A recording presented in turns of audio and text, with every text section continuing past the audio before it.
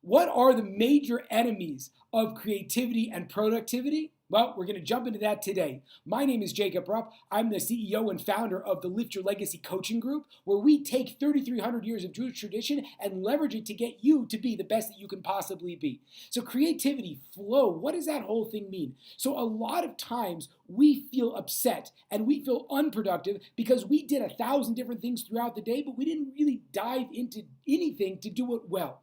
And we know from a psychological standpoint that this idea of flow, when you're able to disconnect and to get lost and to get into what you want to do, that's where all the genius is. And the short little steps of the multitasking everybody knows, that doesn't ultimately work. Now, what's the problem? In our generation, because of things like the smartphone, like the consistent dinging and the texting and the messages on your phone and on your computer, it's so hard to get locked into a state where you can sort of distance yourself from all of that.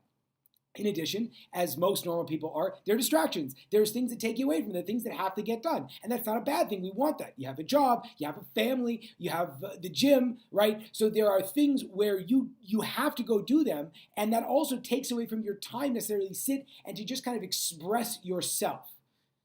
So what do? So I think the first very practical thing to do is to learn how to distance yourself from distraction. Don't do it every day. Don't do it all day long. It's not practical, but because, for me, for example, I have 4 kids and it's very wild around my house. And so I wake up really early because that's the time that I can get into the flow state and I can really focus on what I have to do. And when I'm in that state, I'm not checking my phone. I'm not letting paying attention to all the different notifications that come across my computer screen, because as soon as I do that, I check out of my flow state. What have I done when I am in my flow state? I've written a book. I've painted pictures, right? And the crazy experience you have at the end of that is you feel like you actually did something. You feel profoundly productive. So step number 1 is try to figure out where in your day you even have 20 minutes of uninterrupted time. And when you have that uninterrupted time, turn off all of the distractions and start to work on something that is, that you actually want to get done, that is important for you, that requires your creativity.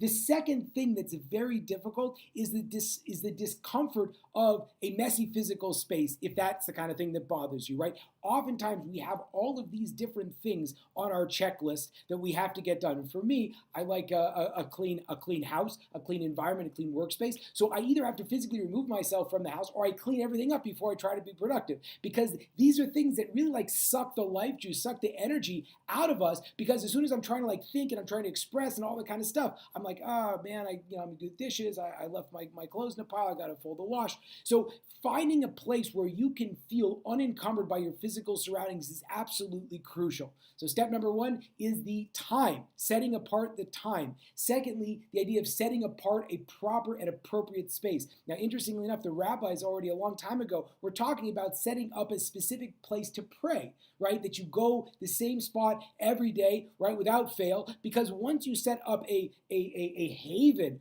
of space where you can connect freely, that becomes, so to speak, sacred, or practically speaking, that becomes sacred, and that's how you get into that flow. Other people have the practice of not bringing cell phones or other kinds of distractions into their bedroom or before they go to sleep, and that space takes on that role of relaxing or connecting or whatever we want to do before we go to bed, as opposed to be jumping around through different things. Finally, the last thing we can do is to really work on our physical health, because when we don't feel healthy, we're not eating right, we're not getting enough exercise, we don't feel good, and that also blocks us from being tremendously creative. So there are 3 things: time, space, and physical health that will help you unlock your inner creativity. Thank you very much.